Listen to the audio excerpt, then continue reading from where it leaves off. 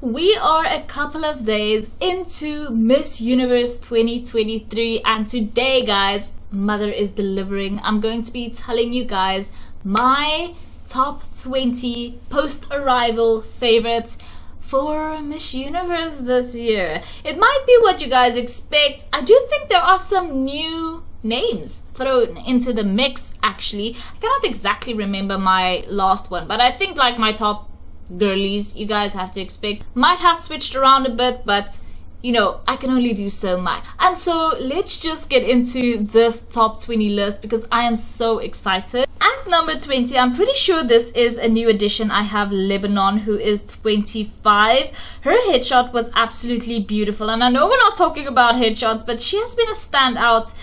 I just think that this girl is gorgeous and she might have what it takes to get into the top 20. At number 19, I have Nigeria. A lot of people are sleeping on Nigeria, you know. She's 27, but we must not forget that Nigeria actually competed at Miss World 2017 and reached the top 15, which I think is a huge accomplishment.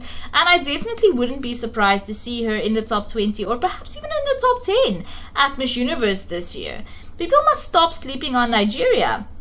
Then, of course, we have Spain. Spain is 27. Her name is Athenea Pérez, and she stands for racial inequality. I mean, she's biracial, so her mom is from Equatorial Guinea, and I just think that she's absolutely gorgeous. At number 17, I have Australia's Moraya Wilson, who is 22.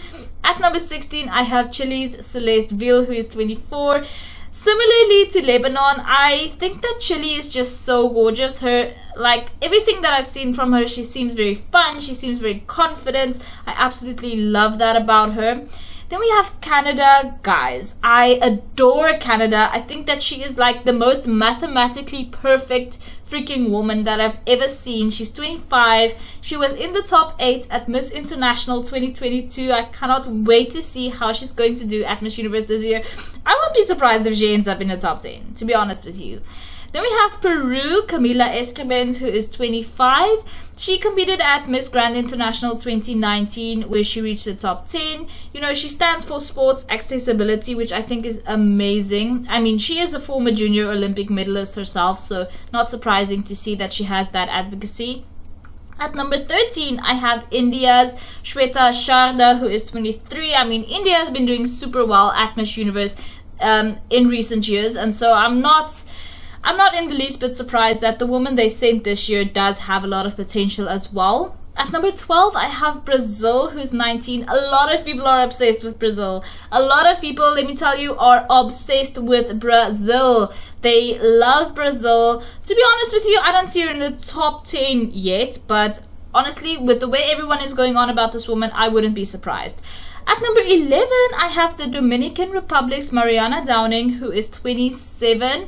A lot of people love her as well. Truly, the only thing that I can remember about her right now is that she's Mark Anthony's ex, okay? But who at Miss Universe isn't? So, moving into the top 10, we have South Africa, aka my birth country. Bryoni Govender, who is 27. Of course, you guys know the deal. She was the first runner-up at Miss South Africa 2023, but the winner, Natasha Joubert, couldn't go to Miss Universe because she already went back in 2020 and went unplaced. It's very emotional for us South Africans thinking back to the PTSD of 2020, which was Miss Universe 2020. So, Bryoni stands for Women Empowerment, which, of course. And then we have number 9, the USA, who is 24. Of course, she is a major threat because, obviously, always back-to-back countries, they need to be kept an eye on. Because you never know. A new back-to-back for Miss Universe could jump on us any year. And so for this year, we have to keep an eye on the USA. At number 8, we have Colombia, Camila, Avella, who is 28. And she is, guys, a mother and a wife. I love that. I adore that. I think, thinking back on all of the pageant history where women couldn't compete at Miss Universe if they were married or if they had children, and so many women in history having their titles stripped because of this, I just think it's so amazing that we are finally seeing mothers and wives at Miss Universe, and for that reason I have like a personal favorite in Colombia. I like her a lot. Not to mention the woman representing Colombia this year is amazing. At number 7 we have Venezuela, another Miss Universe farm country. I mean, Diana Silva is just coming to kill, to be honest with you. She's 26. She was in the top 8 at Miss Earth 2018, and she stands for mental health and body positivity. At number 6 we have France, Diane, who is 26, and obviously a lot of people love this woman so much.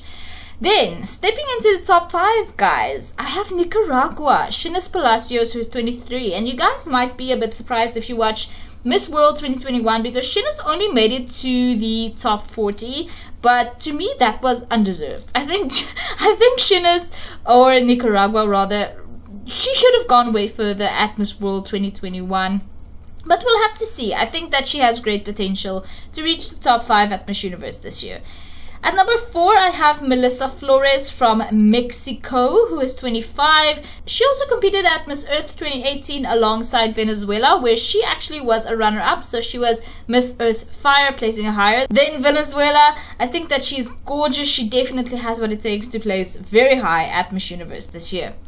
At number 3, I have the Philippines, Michelle D, who you guys know is one of my to die for favorites. And to be perfectly honest with you, out of my top 3, like, you can switch my top 3 any which way. Any one of these next 3 women could win, and I would be beyond the moon happy. But at number 3 right now I have Michelle D. She of course was Miss World 2019 in the top 12. She's also the daughter of Miss International 1979, you know, Melanie Marquez, who was only 15 when she won. She stands for autism acceptance. I mean, she has 2 autistic siblings, so that makes sense, and she's just super successful and confident. I adore Michelle D. Honestly, she could win and I would not complain. Similarly, at number 2, as the first runner-up this year, I have Puerto Rico. Puerto Rico, you guys, Carla Gilfu, you guys know how I feel about her. If you watched Miss Supranational 2021, she was actually the first runner-up at Miss Supranational 2021. She stands for mental health accessibility, which I love, and she is just graceful and poised. You know, she's beauty, she's grace, she's Miss Puerto Rico. I absolutely am obsessed with Carla Gilfu. Lastly, guys, my winner right now, Thailand. Antonia Porsold, I cannot help myself. I have to put her at number 1. I love her. She was Miss Supranational 2019 already. She stands for Women's Financial Empowerment, and I love how specific that is. I love when women get really, really granular with what they stand for. I mean, there are some women who stands for youth empowerment. I mean, what is that? What does that mean? Anyway, so I'm glad when women get granular, when they get specific with their, you know, advocacies. She's also friendly and likable. A lot of people love Antonia, and for that reason, I think that that is, you know, the type of thing that you need to be Miss Universe, but that you can't buy. You can't just measure yourself for friendliness and likability. You're born with it, or at least you develop it over lots and lots of years. Whew, guys, I'm out of breath now, but yes, that was my top 20 post-arrival faves for Miss Universe this year. Let me know what you guys think. Who are you guys' favorites? Who did I leave out who you guys would like to see included, or, you know, kept an eye on? Right now, I feel like any one of my top 3, to be honest with you, could win. But then again, I also know that a lot of people like, you know, the women above that.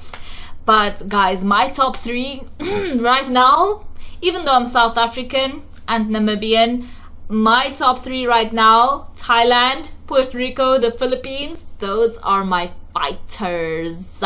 Those are my fighters. Of course, I would be very glad as well if South Africa were to win, don't get me wrong. And I do like Bryoni. I am getting more and more confident in Bryoni's abilities nowadays. I do feel like the Miss South Africa have sort of not given her all of the attention that she was worthy of prior to her leaving for Miss Universe. But now, guys, she has put in the work. And so I'm glad to see Bryoni. She might even step it up. You know, when it comes to, we still have so much ahead of us, okay? We still have NatCos, we have the prelims, and so this list is going to change a lot. But guys, for right now, I'm just so excited. I'm so excited because I feel like I'm watching the Olympics, right, of pageantry. These are just such amazing, accomplished women competing against each other. So let me know what you guys think. Thank you so much for watching. If you haven't already, please subscribe, and I'll see you in the next one. Bye!